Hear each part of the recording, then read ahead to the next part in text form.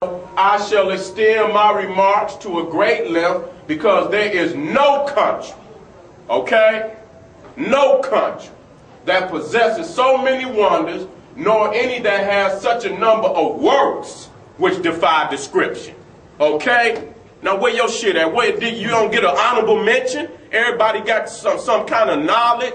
They are Moor, they're fucking Muslim, they're Christian, they're Jew. This man went all around the world of that day, and that's exactly what, and this is what the conclusion that Herodotus came to. There is no country that possesses so many wonders, nor any that has such a number of works which defy description. Not only is the climate different from that of the rest of the world, and the rivers unlike any other rivers, but the people also, in most of their manners and customs, exactly the reverse, the common practice of mankind. We was totally different than any other type of civilization on the outside. That's why I keep telling motherfuckers, you got to come back up into the source. You got to come back up. You cannot settle for the outside interpretations of Egypt. The only thing you can accept is eyewitness documentation.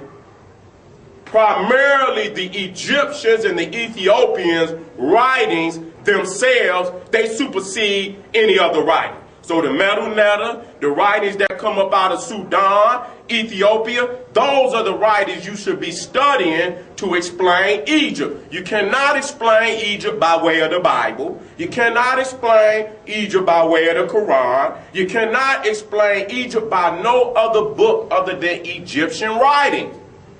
And be clear about that. People just trying to latch on to Egypt because it is so powerful in the psyches of most people on the planet. They know they ain't gonna get no legitimacy unless they say they got some knowledge from Egypt. Ain't nobody gonna respect you. So that's why most of these writers of various nations in the ancient world, they always have some type of connection to Egypt. Whether it be Moses, whether it be Abraham, whether it be Jacob, Israel, Jesus, whether it be Muhammad fleeing into Ethiopia, whether it be the Socrates, Plato, all of them. Their origin is in Egypt. Bottom line. They have to have some type of connection to get any respect in the ancient world.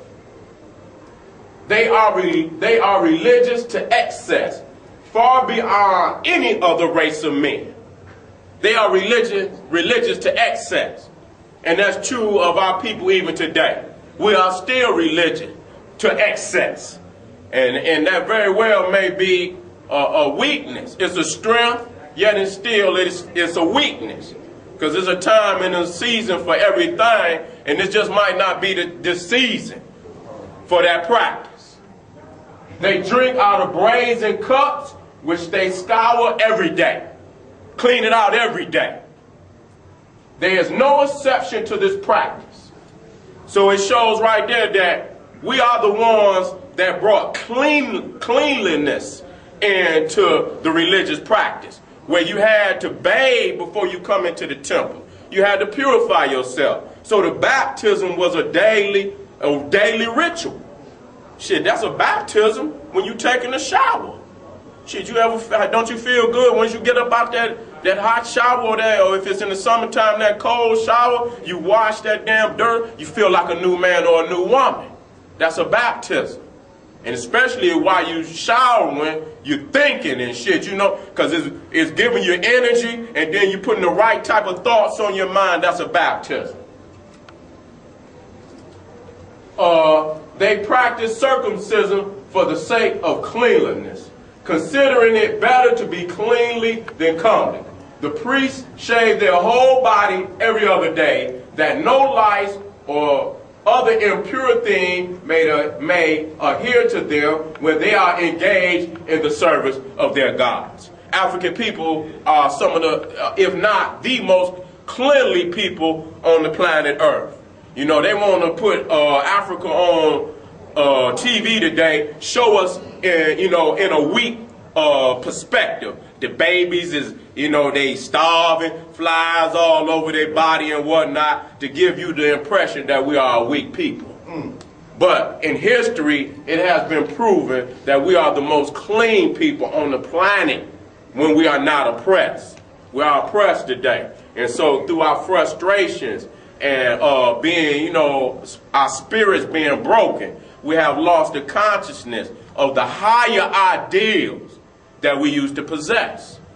But, you know, we got to understand, if our ancestors practice it, it's something sacred in that. Try to keep your body clean.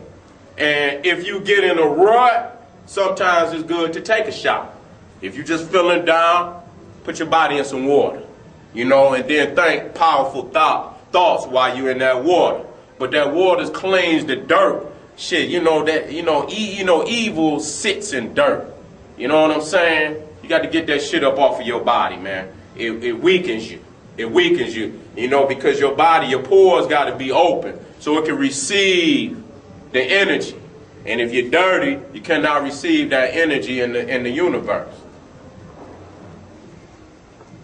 Their dress is entirely of linen, their shoes of the papyrus plant. It is not lawful for them to wear either dress or shoes of any other material. And I know that Dr. Baird, he could not accept no other material other than the material that he had got from Kemet and Sudan, you know. So when you become a priest, you know, you don't wear what you want to wear. You know, it's a certain type of code that people got to live up to. A lot of motherfuckers were walking around here talking about they priests and this and they priests and that, but they don't even know the damn rules and regulations of the damn priesthood. And they ain't even practicing it. Most of these motherfuckers then created a cult-like organizations, and the only thing that they have done is taken a lot of our images, but they cannot prove that none of that damn documentation that they put up under the image is correct. And 90% of the shit is not correct. They bathe twice every day in cold water and twice each night, 4 times a day. That's an extremely cleanly person. You understand what I'm saying? They take 4 baths, 4 showers a day. Besides which they observe, so to speak, thousands of ceremonies. They enjoy, however, not a few advantages.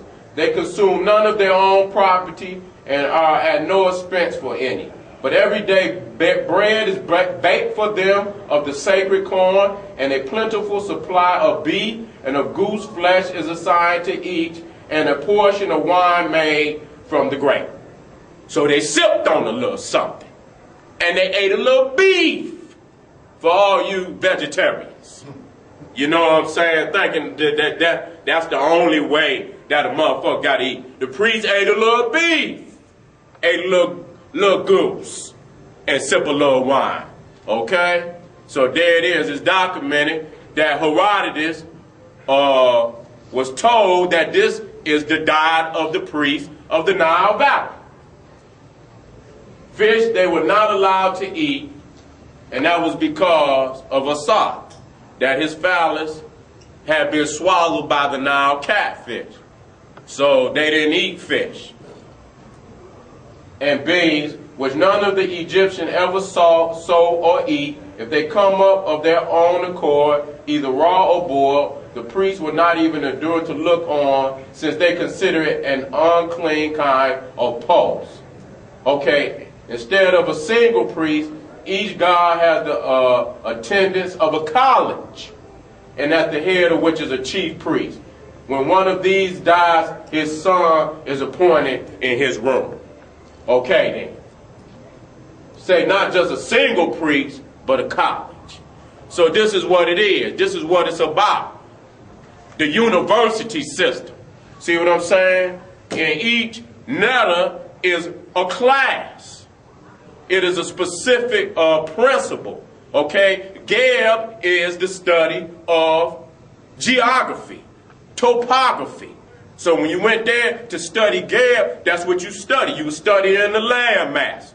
you were studying the different districts of Kemet, the nomes, the different letters in each of the nomes. Each priest had to know the layout of ancient Kemet.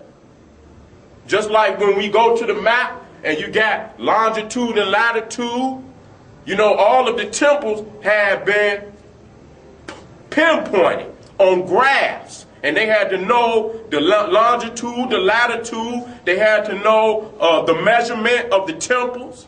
So when they went to build temples, they had a sacred layout, a sacred geometry in which they followed.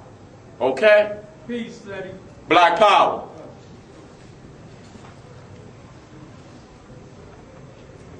The Egyptians have also discovered more prognostics than all the rest of mankind besides. This man is giving it up. We don't need no niggas coming in here with this bullshit. This man